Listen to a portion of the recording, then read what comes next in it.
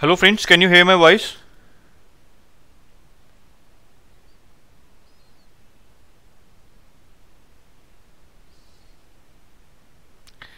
If you can my voice, just press OK, just type OK in the chat window.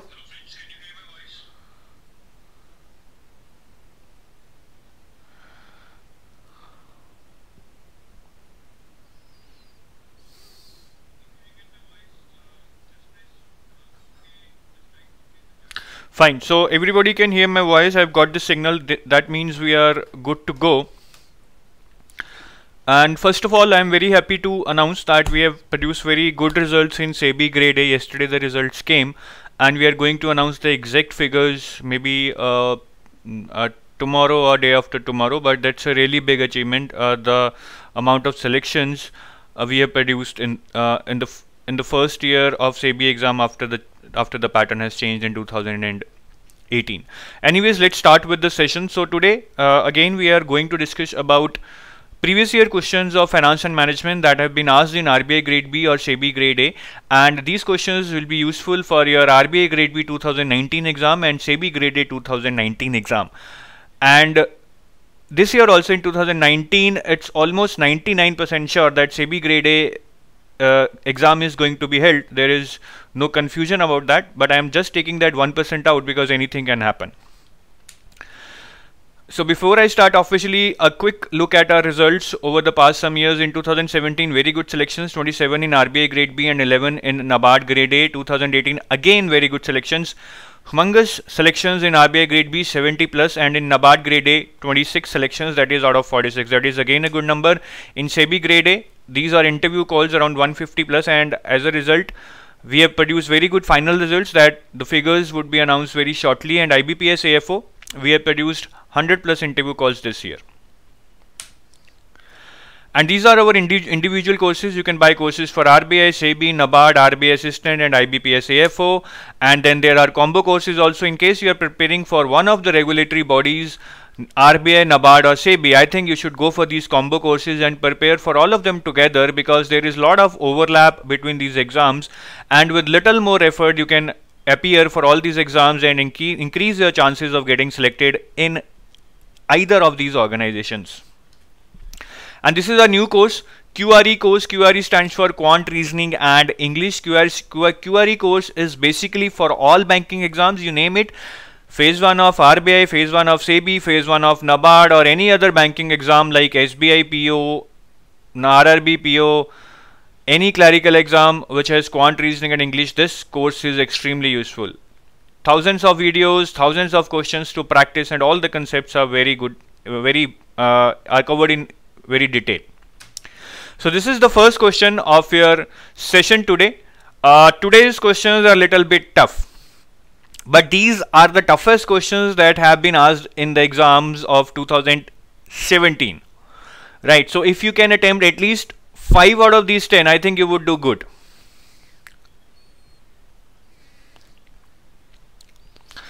So let's see who can answer this question. The question is, a company has taken a financing capital in various forms such as equity, preference shares and debt. So basically financing capital has been taken as equity, preference shares and debt, and then the equity component is given to be 16 crore and the cost of equity is 9%.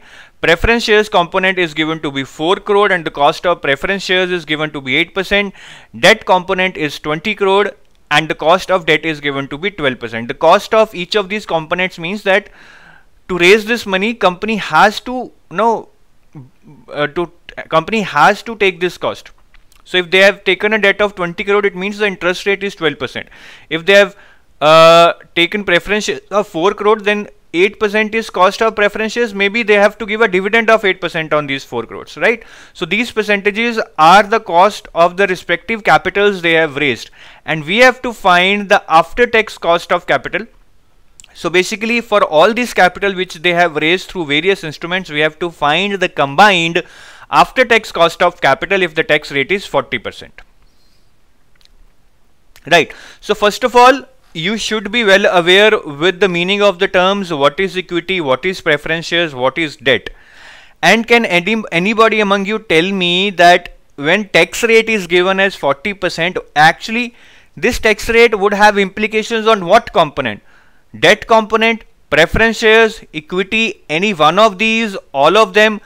Tax rate would have impact on which component? Can anybody tell me that? Because if you cannot even tell that what is the significance of tax rate being 40%, how this tax rate of 40% is connected to these components, then you cannot attempt this question, right? So you have to tell me the significance of tax rate here. The tax rate of 40% will actually be connected to which of the component?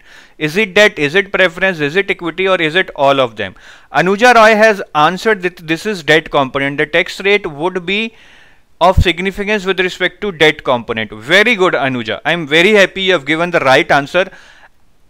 Right. So I think you are already halfway through being a RBI grade B material, that you can clear RBI grade B, but just halfway through. If you can solve this question, and if you haven't seen this question before but still you can solve this question, then I think you are a RBI grade B material.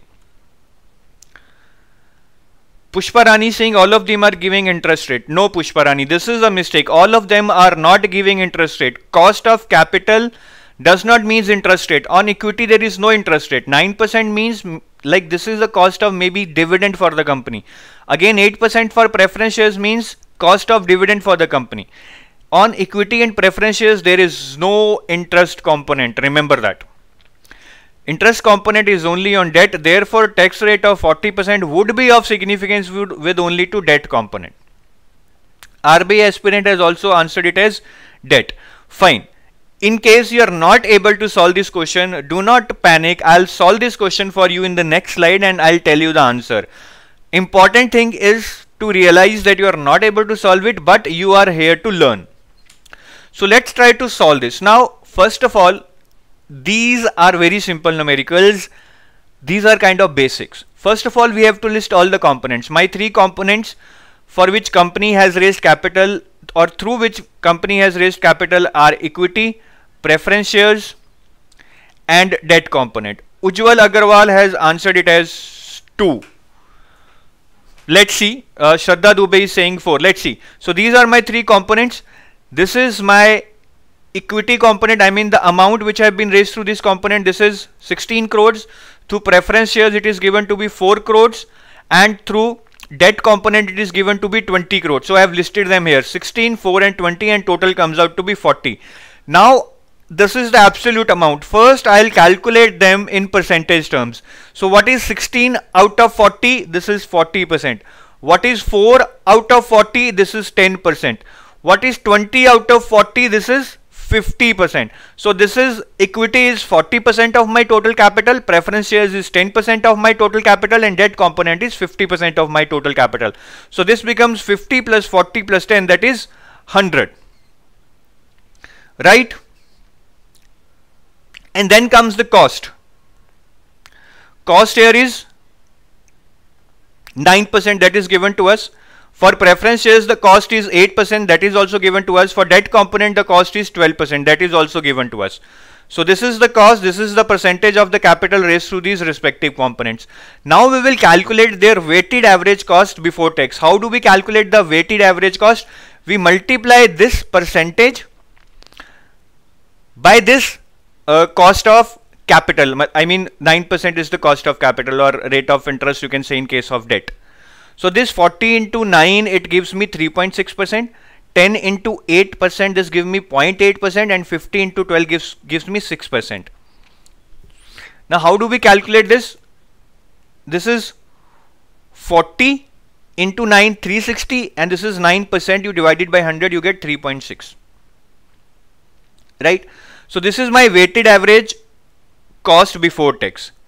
And after that I have to calculate the weighted average cost after tax. Now, as I asked you earlier, that the tax rate or after tax would be changed only for the debt component, not for equity and preference shares.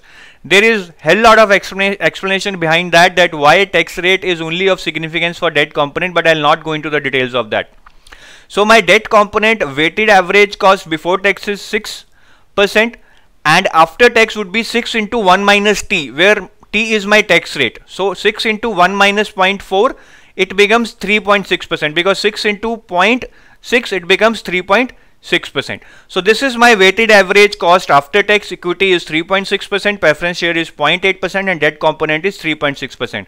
So if you sum up all these, you will get 8%. So this is my answer. My answer would be 8%, that is option number 2. So Ujjwal Agarwal has answered it correctly. The answer is option number 2, that is 8%. In case you have not understood this, do not panic again. After this live session is over, try to watch this video as a recorded version.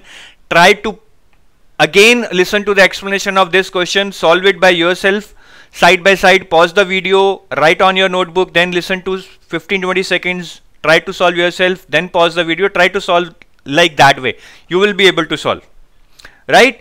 So this is a question that have been asked in RBI grade B, I think in 2017, right? So not a very tough question, but still not an easy question. You need to have your basics right to attempt such kind of questions. Now let's move to question number 2, which is relatively easy question than our question number 1. The question is, there was a restriction on import quota before 1990s. Later the import quota was reduced. Reduction in import quota comes under which reforms? LPG reforms, industrial reforms, trade reforms, quota reforms, or none of the above?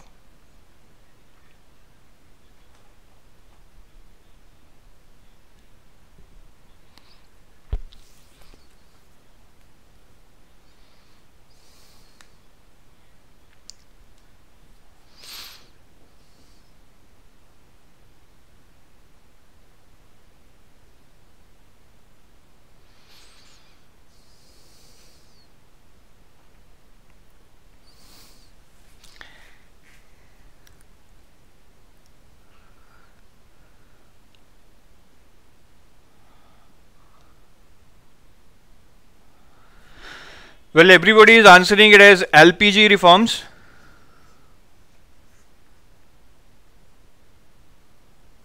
Come on guys, everybody answer this. This is not a difficult question. I think everybody can answer this. So there seems to be uniformity. The answer is LPG reforms, and everybody is answering on the same lines.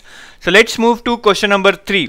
Question number 2 was relatively easy, and this question number 3 is more easier than question number 2.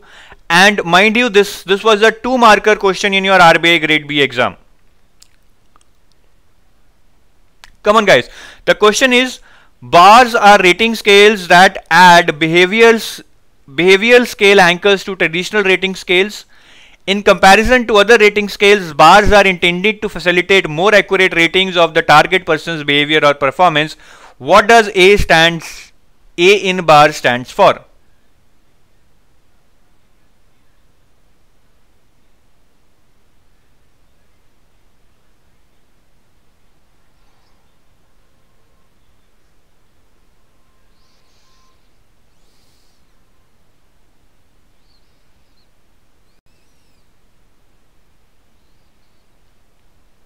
People have started answering it. Most of the people are answering anchored. Fine. So I can see that people are unanimous in answering this question, and they are answering it as option 3, which is very right, because bars stands for behaviorally anchored rating scales, that is bars, right? Now let's move to question number 4. In case you want to more about bars, let me explain you. Bars, the full form of bars is behaviorally anchored rating scales, and it is an assessment method or a technique that is used to do appraisals in your company or assessment in your company, right? For example, what does traditional methods do is they basically try to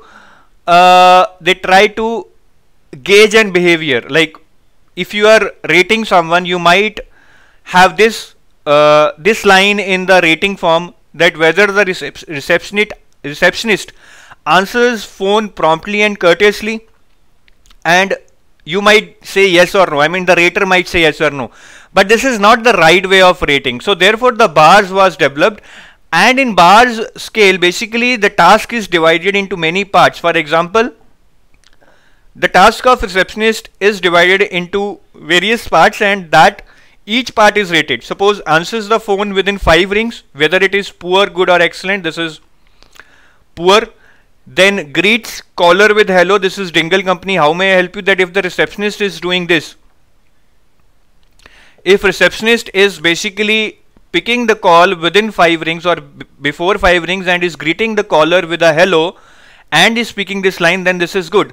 But if she is going a step further and she is saying wishes the customer good morning and offers help, then that is excellent. So basically bars is more width oriented, so it is not just a rating based on one answer. Answers found promptly and courteously, yes or no. There are various parameters that are given for a task, or there are various expected behaviors that are expected to be done while doing a task, and based on what the person is doing, the rating is assigned. Right. So next question is again related to bars. So this was kind of a case study question where there were 2 questions asked based on bars. The next question is, after first procedure of gathering information through critical incident, what is the next procedure in bars? That basically when you gather information through critical incident in bars, then what is the next procedure in bars? What is the second step in bars? Your options are constructing a graphic rating scale, conversion of data into performance dimension, constructing a linear rating scale in 3-dimensional model, filtering the critical incidents into must have and nice to have, or none of the above.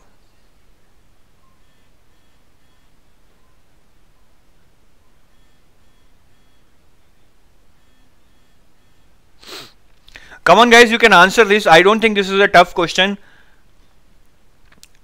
Fine. So Manideep has answered it. The first person to answer this. Conversion of data into performance dimension. Oh, Anuja has already answered it as 4. Filtering the critical incidents into must have and nice to have. Raksha has also answered it as 2. So I see there is confusion between 4 and 2, though most of the people are answering it as 2. That in bars, first you collect data through critical incident, and then the second step is conversion of data into performance dimensions. That is right, the answer is 2. These are the steps in bars. Basically I cannot explain all the steps, but the first step is that you collect data through critical incident. So the critical incident be that a receptionist has to answer a call.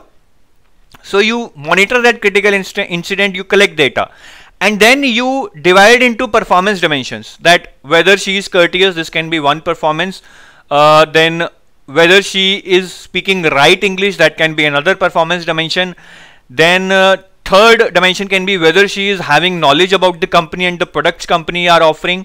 So there can be various performance dimensions which can be gauged through that critical incident from which information has been gathered, right? So in that critical incident technique, the critical incident would be the task. Here the task is to answer a call.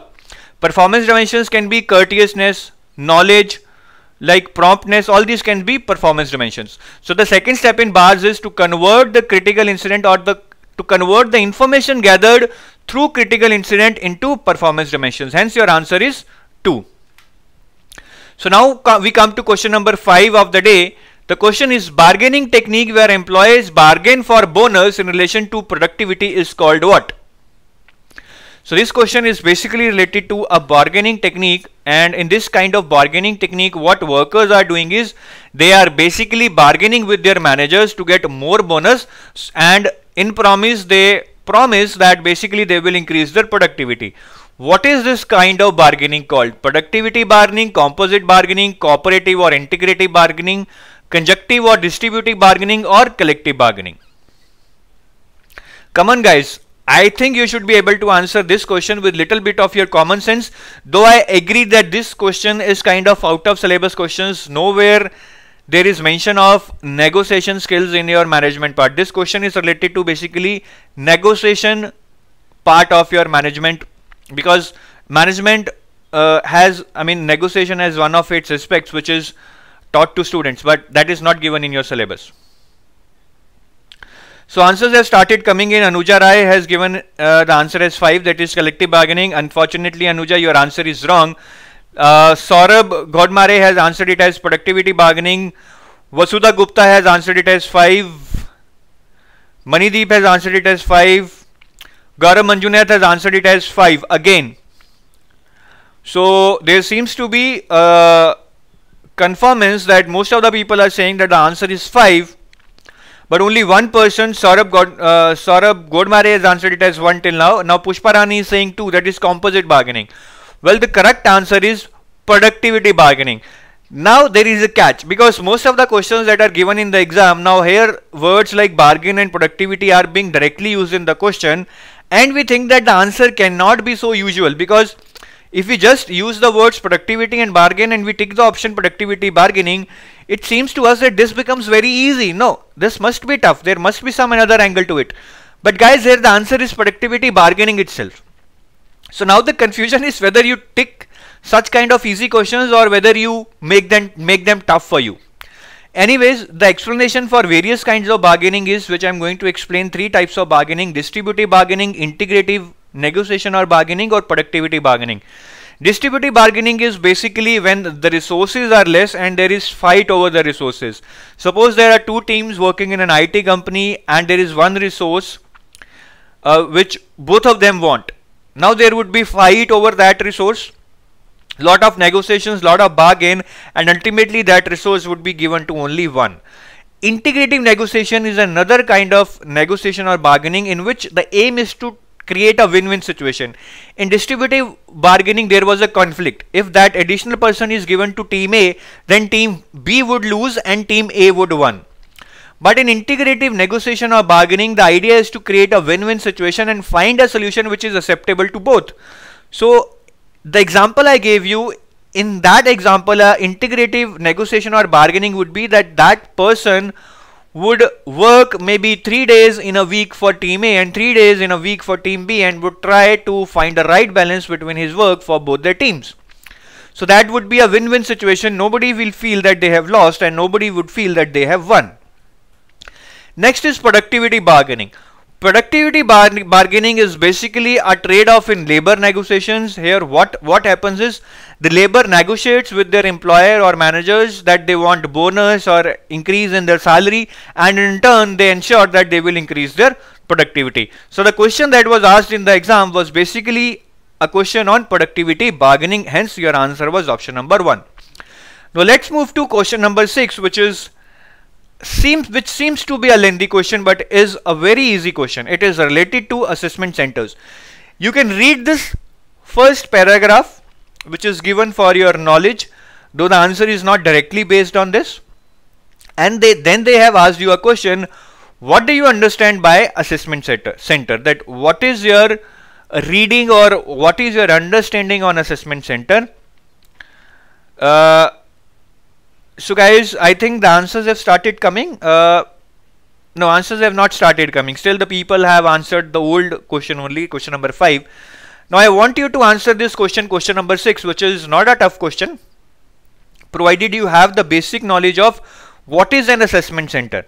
And the question here is also what do you understand by an assessment center? Though they have given a paragraph above, but I don't think this is of much significance. But those who do not know what an assessment center is, they can get an idea about an assessment center by reading this paragraph. So your options are location where assessment is done, that assessment center is the location where assessment is done. Assessment of results associated with workshops and trainings. Location where assessment is done along with the processes associated with it. Assessment of senior leadership for their retention in the company, or none of the above. So people are answering it as 2, 4. All the options are coming. Don't you think the answer can be 1 or 3? Only 2 and 4 guys, come on. Raksha is saying 2, Satish is saying 4, Deepika Tripathi is saying 3, Vasudha Gupta is saying 2, Manideep Wundru is saying 3, Pushkar Kasla is saying C, Anil John is saying 4.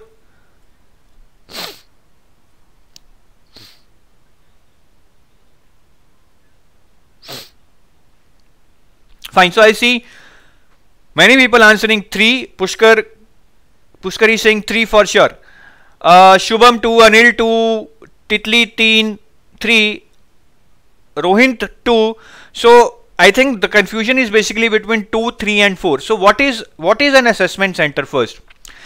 Assessment center, of course, it's a place where assessment is done. But there are a lot of things attached to the assessment center. In assessment center, you do assessment for what? Basically, you try to train, you try to gauge that which person is good, which person is bad, and in assessment center you carry out various exercises.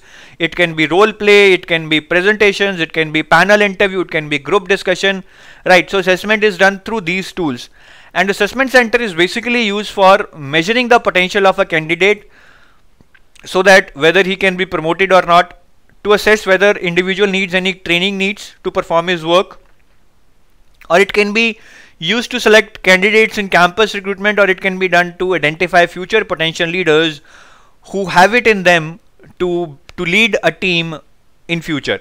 Fine. So if I come back to the options, what do you understand by assessment center? First is wrong. I mean, it's not only the location. There are a lot of other things attached to that assessment center. Assessment of results associated with workshops and trainings, that you conduct workshops and trainings and you monitor those results, that is wrong. Yes, workshop and training is part of assessment, but assessment is not monitoring the results of these workshops and trainings. So 2 is wrong. 3 is location where assessment is done along with the process associated with it. This is right, because assessment is more than a place. There is a proper process behind assessment. There is proper motive of doing an assessment. So your answer is option number 3. Fine guys, so we have done till question number 6. How many people have got at least 4 correct? I know nobody will be there, or at least very few will be there who would have got 6 out of 6 correct, but at least how many are there who have got at least 4 correct?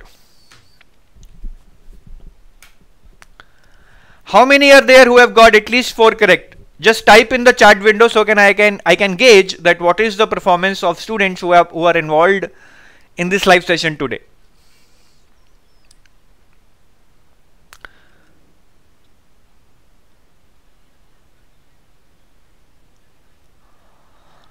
Titi Paul is saying 3, that is right. I have already given the answer, so there is no point in repeating that. Anil John is saying me. Anil John has got 4 or more correct. Manideep is saying 3 correct, which is good, still good, but not excellent or very good. Anybody who has got 6 out of 6 correct? Pushkar has got 4 or more correct. Saurabh Gondmare is saying at least 4 correct. Satish Kumar is saying 3 correct. So 3 is a good figure. At least 50% you are scoring in these tough questions. That is good. Anybody who has got 6 out of 6 correct today? Pushkar is 4 out of 6. Pushkar, you have already answered. So Deepika Tripathi is saying 3 out of 6 correct. Good. Anyways, so we will move to question number 7 of the day. The question is, consols, originally short for consolidated annuities, was a name given to British government bonds. So they are saying that consols, originally short for consolidated annuities, was given to bonds issued by British government. They were issued by Bank of England. The first consols were issued in 1751. What is true about consols? This is a very easy question. If you can understand the question itself, the terms given in the question, then you can answer this question very easily, because it's written consols, originally named consolidated annuities. If you know the meaning of annuity or a perpetuity, you can answer this question. The question is, what is true about consols, or in other words, they are asking you the definition of console. So answers have started coming in. People are saying 3C, 3C. So a lot of people, Manideep, Titli Paul, Deepika, Anuja, Rohint, all are saying 3. Yes, consols are like zero coupon bonds, or we can say consols are like perpetuities. Consols, I cannot say that they are zero coupon bonds. Consols are basically kind of perpetuities. That consols has no maturity and they pay a fixed coupon. So the answer is C here.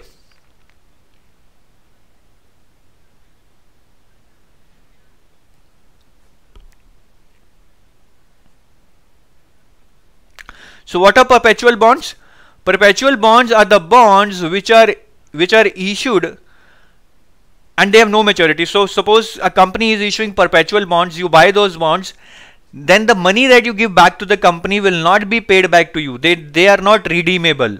They have no end date. But yes, you will keep getting continuous interest. There is no end date. Like a bond which is redeemable, maybe is of 8 years, 10 years, 20 years. But perpetual bonds are the ones which are not redeemable. You will not get your principal back. But yes, you will keep getting your coupon payments or interest payments regularly for infinite period. Right? So perpetual bond is a fixed income security with a no maturity date. They are not redeemable. But yes, the benefit is that you get a steady stream of interest payments. Right, and they are also called console. So here the answer is option number 3. Now let's come to question number 8. Competence and autonomy are parameters in which motivation theory?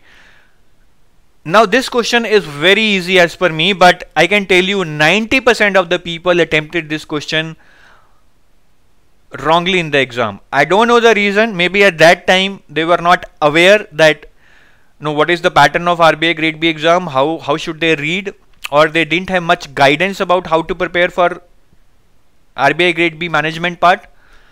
But this question is very easy, and if you can get it correct now, I think you are well prepared. The question is, competence and autonomy are parameters in which motivation theory? Theory Z by William Auchi, goal setting theory by Edwin Locke, hierarchy of needs theory by Maslow, two-factor theory by Edwin Locke, self-determination theory by Edward L. Dacey. So now people are answering it as 5. Deepika Tripathi is the first one, I think, who has answered this. Or maybe Pushkar has already answered it as 3. Manideep is answering it as 5. Come on guys, everybody participate. I don't think this is a tough question. At least try to make a guess. Competence and autonomy, these are the two keywords. They can be parameters in what kind of motivation theory? What does competence and autonomy stands? We know. Pushkar is saying don't know. Saurabh is saying option number 5. Come on guys, everybody answer this. This is not a tough question.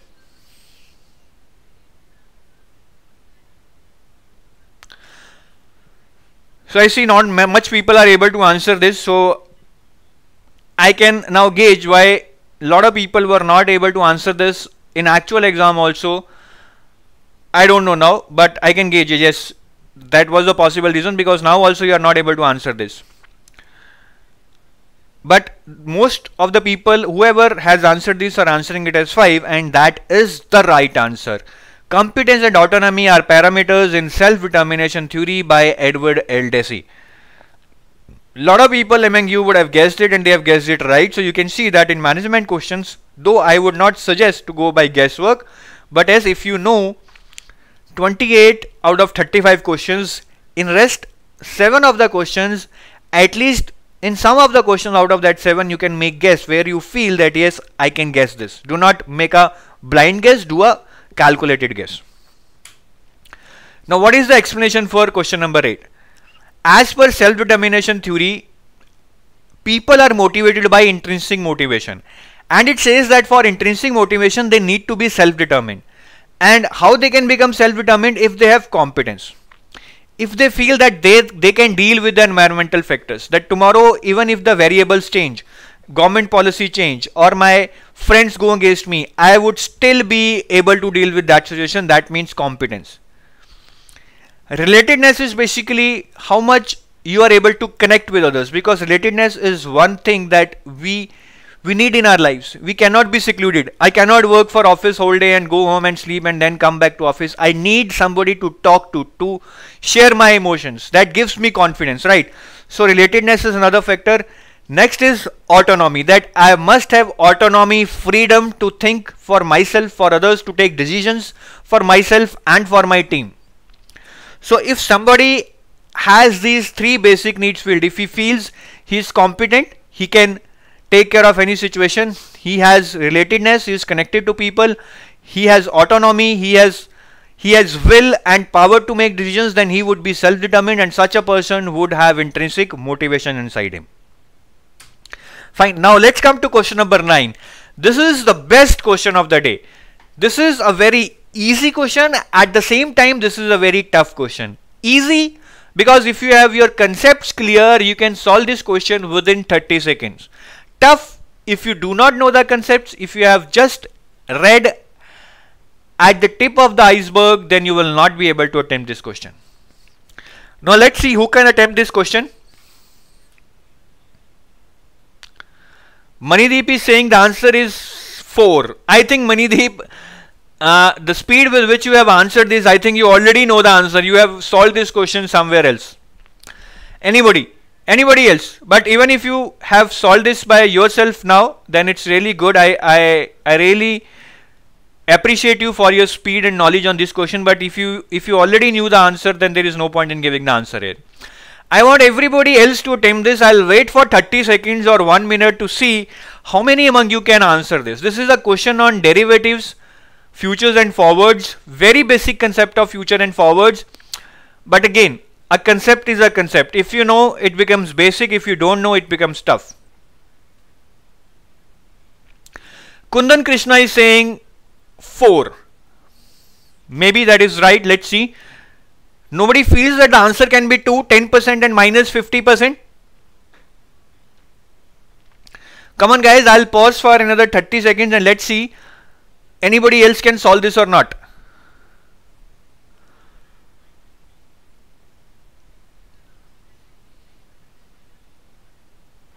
Deepika Tripathi is saying 4. Now Manideep is explaining the answer to this question. Very good Manideep, if you can explain to your fellow mates, it's good, but I'll explain in the end. Pushkar is saying 4. Very good guys. So whosoever has answered this till now as 4, he or she is correct. The answer is 4. Now let me explain you this question. Question is that person has entered into 2 trades. He has bought a stock. The spot price of that stock is 400. Right, in the first trade, basically he buys the stock in the cash market, that is by giving 400, and he sells them at 440. So basically he buys them at 400, sells them at 440, means he makes a profit of 40. In the second trade, he buys the same stock but in futures, not in cash, and he buys by giving 20% margin money. By giving 20% margin money means he buys this stock but in futures by giving 20% margin money. So he does not give the whole money 400. He only gives 20% of that 400. That is 80. Right? And he sells them at 440. So the question is, what would be his profit percentage in both the trade 1 and trade 2 respectively? So in the first trade, the spot price is 400. The money he paid is 400. The sell price is 440. His profit is 40. His profit percentage would be 40. By money he paid, that is 400, that is 10%. This is easy to understand. Let's come to the second part or second trade. Here the spot price is 400, but the money he paid is not 400. He paid 20% as margin money, means he paid 20% of this 400, that is 80. Sell price is 440, so his profit would be 40. Here the profit is not calculated 440 minus 80. Profit is still calculating on the spot price. So 440 minus 400, that is 40. So my profit percentage would be 40 by 80. Because I made 40 by giving 80, my profit percentage becomes 50%. So my answer is, in first trade he made 10%, in second trade he made 50%. So that is my answer, option number 4. Right guys? So let's come to question number 10, which is the last question of the day. Again a very easy question, and already in the question as hint is given that please use the rule of 72 while solving this question.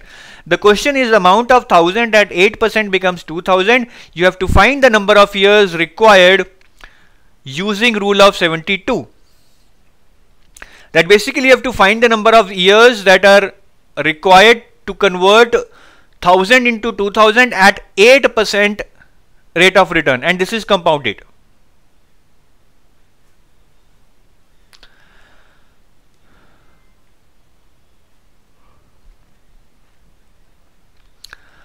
Anuja Rai is the first one to answer this. She is saying the answer is option number 3, that is 9. So everybody is answering it as option number 3. Saurabh, Kundan, Pushkar, Satish, Manideep are answering it as 9 years, that is option number 3. Fine. Dhanu Patil has also answered it as option number C or 3, that is 9 years. Raksha is also of the same view. Let's see. This is very simple. The rule of 72 says that if you want to calculate the years to double your amount at a certain rate of interest, then you just divide 72 by that rate of interest and you will get the time to double that amount. For example, if your rate of interest is 3% annually, then to double an amount at 3% annual interest rate would take you 24 years. How? You divide 72 by 3 and it will come out to be 24. The question is on the same lines, that you want to double your amount from 1000 to 2000 and your rate of interest is 8%. You have to find the number of years that are required to double your amount using the rule of 72. So my 1000 and 2000 becomes irrelevant because I just want to double my amount, whether it is from 1000 to 2000, whether it is from 4000 to 8000. What is important for me is what is my R, that is interest rate. Right, so if I use the rule of 72, I divide 72 by R, that is 8, I get 9 years as my answer. So answer here would be 9 years, right? Fine guys, so I hope you liked today's session. We discussed some really interesting questions and these were tough questions. I would not say these were very tough, but at least they were the toughest of the questions that have been asked in history of RBI grade B or SEBI grade A. So if you could get at least 5 or 6 out of these 10 questions, then you have done good. And if you have got 9 or 10 out of 10, then I don't know what is stopping you from clearing RBI grade B. Fine, in case you have any query, you can call us at 8146207241 or you can email us at hello@edutap.co.in. We would be happy to help you answer all your queries either over the call or over an email. Thank you guys. Thanks for watching. Best of luck for RBI grade B and SEBI grade A exams in the coming year, and I hope if you prepare well, you will be able to clear them easily. Thank you. Bye.